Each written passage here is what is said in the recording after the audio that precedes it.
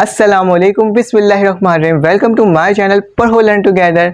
बेटा आज हम लोग आदम जी कोचिंग सेंटर के जो इंपॉर्टेंट क्वेश्चंस हैं उसको सॉल्व करेंगे। जो उनका कॉम्प्रिहेंसिव एग्जाम्स हुआ था 2022 में, उसके अकॉर्डिंग हम क्या करेंगे बेटा, इसे सॉल्व करेंगे। तो सबसे पहले आपको ये कहना है बेटा कि मैंने आदम जी की क्लास 9 का मैंने ऑलरेडी मैथमेटिक्स सॉल्व करवा के अपलोड कर दिया है। आपने जाना चैनल में जाकर चेकआउट कर सकते हो उसे।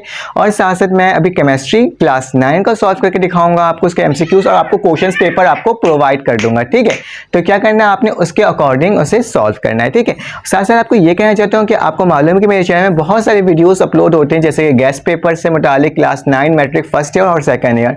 उसी तरह से मैं बहुत सारी चीज़ें अपलोड करते रहता हूँ उसी से रिलेटेड, कि आपको क्या हो आपको फ़ायदा हो और आप आराम से पेपर्स को अच्छे से सॉल्व कर सकें। क्योंकि आपको मालूम है 17 मई से आपके पेपर्स एग्जाम्स स्टार्ट होने वाले क्लास 9 और मैट्रिक के, और 15 जून से आपके फर्स्ट ईयर और सेकंड ईयर के स्टार्ट होने वाले।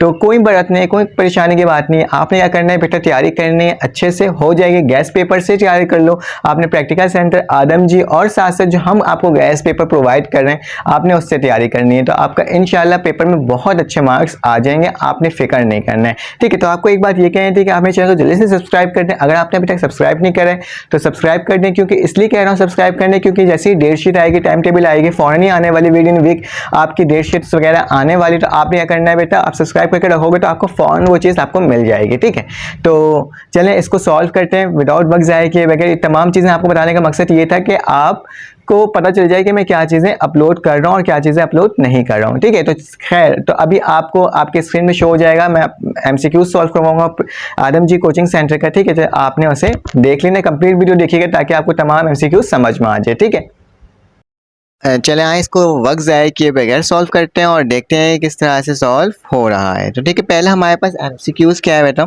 जल्दी से देखें हमारे पास क्या लिखा है बेटा। Neutron was discover by, neutron को किसने डिस्कवर किया, थॉमसन, चैडविक, बोहर या रदरफोर्ड। तो मैं अपना पेन खोल लेता हूँ और देखता हूँ इसमें क्या आ जाएगा बेटा, चैडविक आ जाएगा। ठीक है, इसके बाद क्या है बेटा, हमारे पास है element of group 12A are called element of group 2A, sorry 12A नहीं 2A are called। 2A को बेटा हम क्या कहते हैं बेटा, अल्कलाइन अर्थ मेटल। क्या हो जाएगा, अल्कलाइन अर्थ मेटल हो जाएगा। फिर इसका लिखा है mass number of an element represent the sum of the number of mass. जो होता है किसी भी एलिमेंट का वो किस को रिप्रेजेंट करता है, प्रोटॉन न्यूट्रॉन को, प्रोटॉन इलेक्ट्रॉन को, इलेक्ट्रॉन न्यूट्रॉन को, या नन ऑफ देम। बेटा प्रोटॉन एंड न्यूट्रॉन को वो क्या करता है, आपका शो करता है। The most electronegative element is, most electronegative कौन सा होता है बेटा, फ्लोरीन होता है इन सब में। फिर इसका लिखा है valency of the noble gases is, noble gases की बेटा वैलेंसी क्या होती है मेरे पास होती है 0।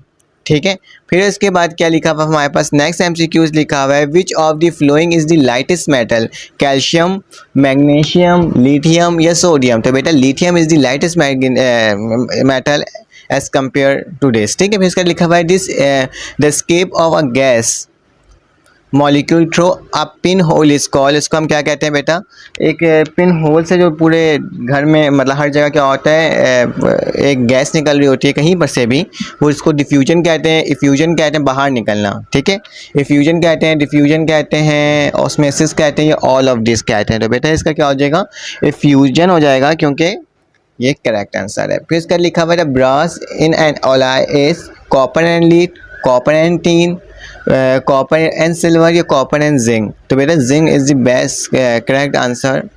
फिर इसके बाद लिखा हुआ है, उसके बाद हमारे पास एमसीक्यू से इसमें लिखा है the number of the mole of the solute dissolve in 1 litre और 1 diameter cube of a solution is called. इसमें से हम किसको कहेंगे बेटा, मोलैरिटी को कहेंगे, नॉर्मेलिटी को कहेंगे, मोल फ्रैक्शन को कहेंगे, या मोलैलिटी को कहेंगे। तो बेटा मोलैरिटी को कहेंगे, इज करेक्ट आंसर। फिर उसके बाद नेक्स्ट एमसीक्यू से हमारे पास, उसमें क्या लिखा हुआ है, उसके अंदर लिखा हुआ है the unit of electrochemical equivalent. Electrochemical equivalent की यूनिट क्या होती है हमारे पास, ग्राम्स होती है, ग्राम्स एम्पेयर होती है, ग्राम्स कूलम्ब होती है, या कूलम्ब ग्राम होती है। तो बेटा हमारे पास जो आंसर है वो ग्राम्स पर कूलम्ब है। ठीक है, इसके आगे चलते हैं, नेक्स्ट देखते हैं क्या एमसीक्यूज है हमारे पास। नेक्स्ट एमसीक्यूज है हमारे पास लिखा हुआ है 1 faraday is equal to, 1 faraday किसके बराबर होता है। तो बेटा 1 फराडे होता है हमारे पास 9.6509 में 6.02 एक्सपोनेंट 23 मोल इनवर्स। ठीक है, तो ये हमारे पास क्या होता है, हमारे पास इसका यूनिट होता है। फिर नेक्स्ट में आते हैं विच of the halogen exit in liquid state, इसमें से कौन सी हेलोजीन्स हैं जो बेटा लिक्विड स्टेज में काम आती है? तो F2 है, Cl2 है, Br2 है या फिर AT है। तो हमारे पास bromine is the correct answer, तो ब्रोमीन में हम निशान लगा देंगे, ठीक है। फिर लिखा हुआ chemical formula that indicate the actual number of the atom is called dash call, किसको क्या कहते हैं बेटा? इसको कहते हैं बेटा हम लोग मॉलिक्यूल फार्मूला कहते हैं। क्या हो जाएगा हमारे पास? मॉलिक्यूल फार्मूला हो जाएगा, ठीक है। क्योंकि मॉलिक्यूलर फार्मूला हमें एग्जैक्ट आपको नंबर बताता है, लेकिन एम्पेरिकल फार्मूला जो है वो आपको एग्जैक्ट नंबर नहीं बताता। तो मॉलिक्यूलर फार्मूला क्या होगा बेटा? करेक्ट आंसर होगा। उसके बाद क्या लिखा है? Which of the following are use for sterilisation of medical instrument, को कौन से स्टेरिलाइजेशन करने के लिए यूज करते हैं बेटा? ये अल्फा होगा, ये अल्फा होगा, ठीक है। इसको सही कर लो, ये अल्फा लिखा होगा इसका ऑप्शन में।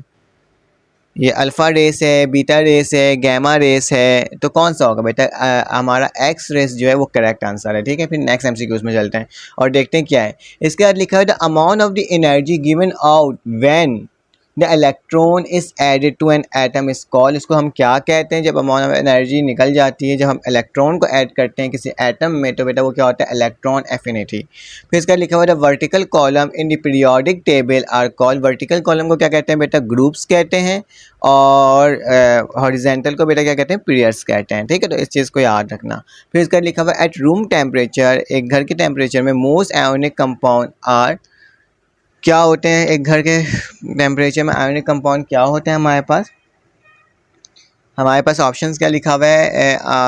अमॉर्फियस, सॉलिड, क्रिस्टलाइन सॉलिड, लिक्विड और गैसेस। तो बेटा आंसर हमारे पास क्या होगा? Crystalline solid.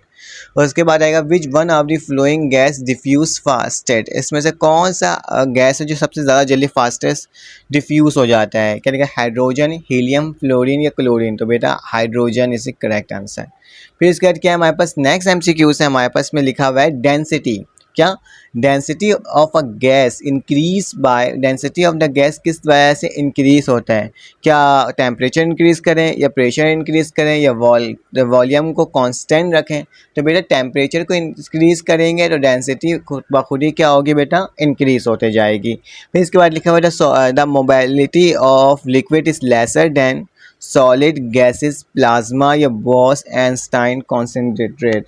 तो बेटा इसमें क्या आ जाएगा हमारे पास? इसमें आ जाएगा हमारे पास गैसेस आ जाएगा, क्योंकि ये गैसेस से क्या होता है? लेसर देन होता है। फिर इसका लिखा है solubility is usually express in gram of salute पर डैश ग्राम ऑफ सॉल्वेंट। ये आपने हमेशा पढ़ा होगा कितने ग्राम ऑफ सैल्यूट दरकार होता है? तो बेटा हमारे पास 100 ग्राम ऑफ सॉल्वेंट पर 100 ग्राम ऑफ सॉल्वेंट, ठीक है। तो ये हमारा क्या हो जाएगा? करेक्ट आंसर हो जाएगा। उसके बाद हमारे 23 एमसीक्यूज में लिखा हुआ है a solution that contained large amount of solute dissolve is called dilute solution होता है, सैचुरेटेड सोल्यूशन होता है, सुपर सैचुरेटेड होता है या फिर कॉन्सेंट्रेटेड सोल्यूशन होता है। डेल्यूट का अल्फाज क्या लिखा हुआ है? Solution that contain a large amount of dissolve solute, dissolve solute में क्या आता है बेटा? कॉन्सेंट्रेटेड सोल्यूशन आ जाता है। तो ये हमारा करेक्ट आंसर हो जाएगा। अब लास्ट हमारे पास एमसीक्यूज लिखा हुआ है 24 है, ठीक है। 24 में लिखा हुआ है 5% W/W water sugar solution means that, इसका मतलब क्या होगा बेटा? मतलब है 5 ग्राम ऑफ, इसमें क्या लिखा? 5 gram of sugar is dissolve in 90 gram of water, और इसमें क्या लिखा है? 5 gram of sugar is dissolve in 100 gram of water, 5 gram of sugar of dissolve in 105 ग्राम। बेटा ये 100 ग्राम ऑफ वाटर इसका करेक्ट आंसर होगा इसका। और ये हमारे पास क्या हो गया? तमाम एमसीक्यूज हमने सॉल्व कर दिए हैं। ये एमसीक्यूज जो है नीचे वही एमसीक्यूज से बस क्या शफल होकर आए हुए हैं, क्योंकि पेपर्स में शफल होकर आते हैं, सारे एमसीक्यूज एक जैसे नहीं आते हैं। उसके बाद क्या लिखा है बेटा? नीचे आ जाते हैं, इसके क्वेश्चन दिखा देता हूँ मैं आपको। हाँ, इसका PDF कहाँ मिलेगा आपका? इसका PDF बेटा मेरे डिस्क्रिप्शन में लिखा हुआ होगा, PDF का लिंक आपने जाना है और जाकर वहाँ से डाउनलोड कर लेना है। तो बेटा वही पैटर्न है, वहाँ से डिस्क्रिप्शन में क्लिक करोगे, एक ब्लैक कलर की स्क्रीन खुलेगी, ऊपर डाउनलोड का ऑप्शन है, उस पर क्लिक करोगे तो डाउनलोड हो जाएगा। या फिर आपको चाहिए तो मैं आपको कहाँ से करना है? स्क्रीनशॉट ले लें, ठीक है। तो आप देख सकते हैं इसको, तो मैं इसको थोड़ा स्मॉल कर देता हूँ ताकि आप स्क्रीनशॉट आराम से पूरे स्क्रीन का ले सकें, ठीक है। तो ये हो गया आपका, और इसके बाद मैं लॉन्ग क्वेश्चंस की तरफ चले आता हूँ। तो ये लॉन्ग क्वेश्चंस हैं, ठीक है। तो हमारे पास क्या हो जाएगा बेटा? ये सॉल्व हो जाएगा आराम से, आपने कर लिया, आपने एमसीक्यूज कर लिया, ये आप अपने नोट्स की मदद से सॉल्व कर सकते हो, ठीक है।